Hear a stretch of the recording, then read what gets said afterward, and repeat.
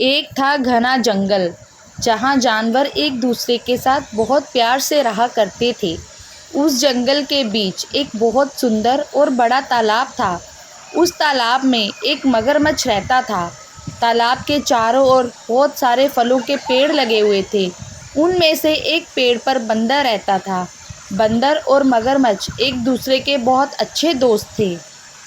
बंदर पेड़ से मीठे और स्वादिष्ट फल खाता था और साथ ही अपने दोस्त मगरमच्छ को भी देता था।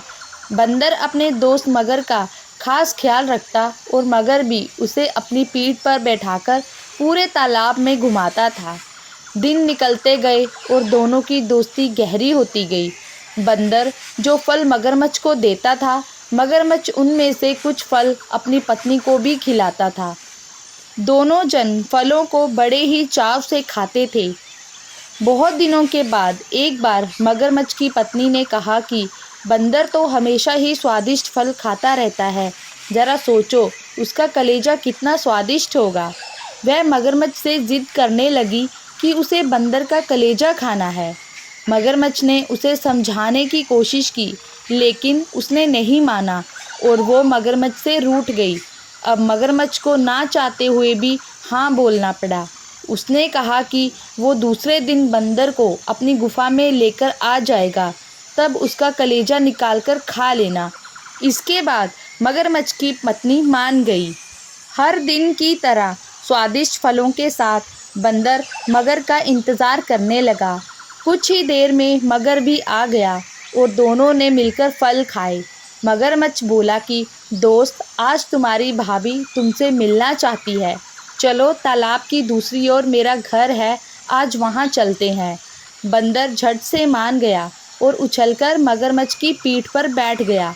मगरमच्छ उसे लेकर अपनी गुफा की ओर बढ़ने लगा।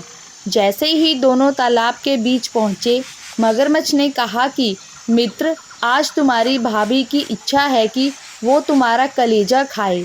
ऐसा कहकर उसने पूरी बात बताई। बात सुनकर बंदर कुछ सोचने लगा और बोला, मित्र, तुमने मुझे ये बात पहले क्यों नहीं बताई?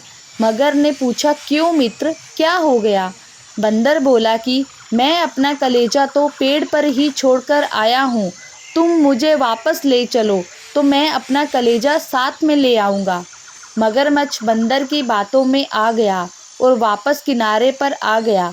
वो दोनों जैसे ही किनारे पर पहुँचे, बंदर झट से पेड़ पर चढ़ गया और बोला कि मूर्ख, तुझे पता नहीं कि कलेजा हमारे अंदर ही होता है। मैं हमेशा ही तुम्हारा भला सोचता रहा और तुम मुझे ही खाने चले थे। कैसी मित्रता है ये तुम्हारी? अब तुम चले जाओ यहाँ से। मगरमच्छ अपनी करनी पर बहुत शर्मिंदा हुआ और उसने बंदर से माफ़ी मांगी, लेकिन अब बंदर उसकी बातों में नहीं आने वाला था। तो इस कहानी से आपको क्या सीखने को मिलता है कि हमें संकट के समय घबराना नहीं चाहिए। मुसीबत के समय अपनी बुद्धि का उपयोग कर उसे दूर करने का उपाय सोचना चाहिए, जैसे कि बंदर ने किया। धन्यवाद।